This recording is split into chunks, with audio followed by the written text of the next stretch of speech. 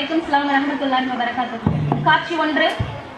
பெற்றோர் ஆசிரியர் சந்திப்பு நிகழ்ச்சி. இடம் பள்ளி வளாகம். பங்கு பெறுவோர் தலைமை ஆசிரியர் மற்றும் பெற்றோர்கள். அஸ்ஸலாமு அலைக்கும். நமது அழைப்பை ஏற்று பெற்றோர் ஆசிரியர் சந்திப்பு நிகழ்ச்சிக்கு வருகை தந்துள்ள அனைத்து பெற்றோர்களுக்கு நன்றிகளை தெரிவித்துக் கொள்கிறேன். இறுதியாக ஒரு முக்கிய அறிவிப்பு. சில குழந்தைங்க கல்வியில ரொம்ப ஸ்லோவா இருக்காங்க. அவங்கள பத்தி ரீசெண்டா ஒரு ஸ்டடி பண்ணி வச்சிருக்கோம். அதனால குறிப்பிட்ட சில பேரண்ட்ஸ் மட்டும் அவங்க கிளாஸை பார்த்துட்டு கேட்டையே கொஞ்சம் வந்து பார்த்துட்டு போங்க. அஸ்ஸலாமு அலைக்கும். காட்சி 2. இடம் வகுப்பாசிரியர் அறை. பங்கு பெறுவோர் மாணவனின் அம்மா மற்றும் வகுப்பாசிரியை. அஸ்ஸலாமு அலைக்கும் மிஸ். வலைக்கும் சலாம். வாங்கம்மா வந்து உட்காருங்க. எப்படி இருக்கீங்க? அல்ஹம்துலில்லாஹ் நான் நல்லா இருக்கேன். நீங்க எப்படி இருக்கீங்க மிஸ்? அல்ஹம்துலில்லாஹ் நான் நல்லா இருக்கேன். உடம்பு ஏதோ சரியில்லையா? டல்லா இருக்க மாதிரி இருக்கு. அப்படிலாம் எதுவும் இல்லை மிஸ். அல்ஹம்துலில்லாஹ் நல்லா இருக்கேன். ஜுனைதோட ரேங்க் அரே பேப்பரே கொடுங்க மிஸ் பார்ப்போம். இதுலையாவது நல்லபடியா எழுதியிருக்கானா இல்லை எப்போது போல எழுதியிருக்கானா கொடுங்க மிஸ் பார்ப்போம். நானே சொல்லணும் தான் இருந்தேன். ஹெச்எம் மிஸ் அவங்க 2 பேர்கிட்ட ஏதோ சொல்லணும்னு சொல்லியிருந்தாங்க. ஜுனைத் பாப்பா கொஞ்சம் வந்திருக்காங்களா? வந்திருக்காங்க மிஸ். கீழடா மிஸ் நிற்கிறாங்க. நீங்க 2 பேரும் போய் ஹெச்எம் மிஸ் பாருங்க. Okay miss. காட்சி 3. இடம் தலைமை ஆசிரியர் அலுவலகம். பங்கு பெறுவோர் தலைமை ஆசிரியர் மற்றும் பெற்றோர். அஸ்ஸலாமு அலைக்கும் மேம். உள்ள வரலாமா? வலைக்கும் சலாம். வாங்க சார். வாங்கம்மா உட்காருங்க. மேடம் ஏதோ பேசணும்னு சொன்னீங்களாமே?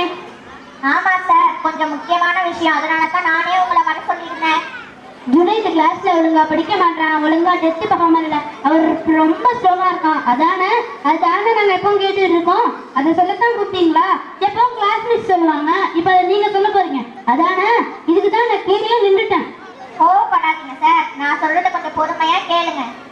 சரி சொல்லுங்க, என்னதான் புதுசா சொல்ல போறீங்கன்னு பார்ப்போம். சார், கடந்த 3 மாசமா ஜுனைதை வச்சு ரிசர்ச் பண்ணதுல அவருக்கு டிஸ்லெக்ஸியா என்ற சொல்லக்கூடிய குறைபாடு இருக்கு. இந்த குறைபாடு உள்ளவங்க படிப்புல ரொம்ப ஸ்லோவா இருப்பாங்க. இதை நம்ம சரியா கையாண்டா குணப்படுத்தலாம் இன்ஷா அல்லாஹ். இவ்வளவு நாள் படிக்க மாட்டேன்னு சொல்லிட்டு இருந்தீங்க, இப்ப என்ன புதுசா ஏதோ சொல்றீங்க? கொஞ்சம் பொறுமையா கேளுங்க சார். சரி சொல்லுங்க. சார், உங்க குழந்தைக்கு டிஸ்லெக்ஸியா என்ற சொல்லக்கூடிய கற்றல் குறைபாடு இருக்கு. சமீபத்துல குழந்தை கல்வி சம்பந்தமா ஒரு சர்வே எடுத்தாங்க.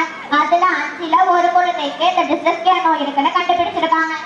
மேம், நீங்க எந்த கதையும் சொல்ல வேணாம், பேசாம டிசியை கொடுங்க. நான் வேற ஸ்கூல்ல என் மகனை சேர்த்துக்கிறேன். அவன் படிப்புல மட்டும்தான் ஸ்லோவா இருக்கான், பட் மற்ற எல்லா விஷயத்திலயும் நல்லா தான் பர்ஃபார்ம் பண்றான்.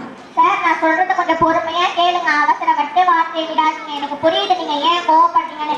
எந்த பேரண்ட்ஸ் தான் தன் பிள்ளைய தப்பா பேசினா ஏற்றுப்பாங்க, பட் ஏடியை கொஞ்சம் புரிஞ்சுக்கோங்க சார். சரி சொல்லுங்க மேம். பொதுவா டிஸ்லெக்ஸியா மாணவர்கள் நீங்க சொன்ன மாதிரி படிப்புல மட்டும்தான் ஸ்லோவா இருப்பாங்க. மற்றபடி எல்லா விஷயத்தையும் எல்லார மாதிரியும் ஆக்டிவா இருப்பாங்க. ஃபார் எக்ஸாம்பிள், ஒரு ஃபுல் பாட்டையும் அப்படியே மனநமா படுவாங்க. பட் பேசிக் லெட்டர்ஸை ஞாபகம் வச்சுக்க ரொம்ப சிரமப்படுவாங்க. அதுதான் மேம் நானும் சொல்ல, ஒரு ஃபுல் சாங் மெமரி பண்ண முடியறனால ஒரு கொஸ்டின் மெமரி பண்ண முடியல. ஸோ ஸ்கூல்ல தானே பிரச்சனை. சார், நீங்க திரும்பவும் ஸ்கூல்ல மட்டும்தான் குறை சொல்றீங்க. இது ஸ்கூல்ல மட்டும் சால்வ் பண்ணி முடிக்கிற விஷயம் இல்ல.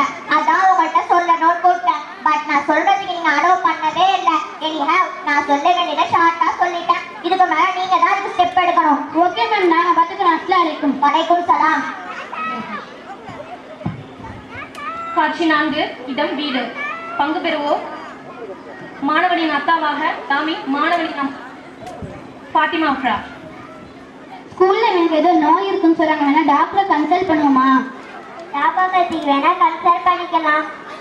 டியூஷன் மிஸ்ட கேட்டு பாத்தீங்களா இப்படி படிக்கிறான்ட்டு? அவங்கள்ட்ட கேட்டு தானே வரேன். என்ன சொன்னாங்க? 1.5 மணி நேரத்துல 30 பிள்ளைங்களை பார்க்கணும், ஹோம்ஒர்க் பண்ண வைக்கணும், டெஸ்ட்டுக்கு படிக்க வைக்கணும். இதுல ஜுனைதை மட்டும் தனியா எப்படி பார்க்க முடியும்னு கேட்கறாங்க. ஞாபகம் காப்பியா இருக்கு நினைக்கிறேன். ஜுனைதை டாக்டர்கிட்ட காட்டலாம் தான் நினைக்கிறேன். நல்ல யோசனையா தான் இருக்கு. சரி, இன்ஷால்லா நாளைக்கு போலாம். காட்சி 5. இடம் மருத்துவமனை. பங்கு பெறுவோர் டாக்டர் ஜுனைத் மற்றும் ஜுனைதின் பெற்றோர்கள். Token number 15. நம்ம டோக்கன் தாங்க கூப்பிடுறாங்க. May coming sir. Yes coming sir. Sir, இவர் பேர் சைல்டு ஜுனைத், 2nd ஸ்டாண்டர்ட் படிக்கிறார். படிப்புல மட்டும் ரொம்ப ஸ்லோவா இருக்காரு சார். என்ன படிச்சாலும் 1 மணி நேரத்துக்கு அப்புறம் அப்படியே மறந்துடுறான். கொஞ்சம் கூட ஞாபகம் இருக்கிறது இல்லை. 2-3 வருஷத்துக்கு முன்னாடி உள்ள விஷயம் ஞாபகம் வச்சிருக்கான். அதான் கன்சல்ட் பண்ணிட்டு போலான்னு வந்திருக்கேன். போஸ்ட்ல எப்படி பர்ஃபார்ம் பண்றாரு? நல்லா ஆக்டிவா இருக்காரா? அதுல நல்லா பர்ஃபார்ம் பண்றாரு சார், பட் படிப்பு மட்டும்தான் மறந்து போறான். ஸ்கூல் மிஸ் அவனை பார்த்து ஏதாச்சும் சொன்னாங்களா? ஆமா சார், எனக்கு ஏதோ குறைபாடு இருக்குன்னு சொன்னாங்க. ஏதோ டிஸ்லெக்ஸியாவா? ஆமா டிஸ்லெக்ஸியா இருக்குன்னு சொன்னாங்க. ஆமா சார், உங்க கரெக்டா தான் இது கற்றல் கோட்பாடு.